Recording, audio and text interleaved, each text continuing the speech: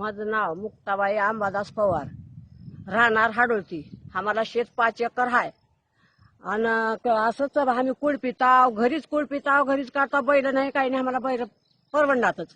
पैसेच नाही तर बैल कशाने घ्या. मग असं पोरगा आहे बाहेर कामाला, उगं त्यानं रोजगार करते का भागते. मग आता उगं नाताला शिकवावं, नातीला शिकवावं म्हणून आमची असं भावना आहे. आम्ही असंच करून असंच भागित.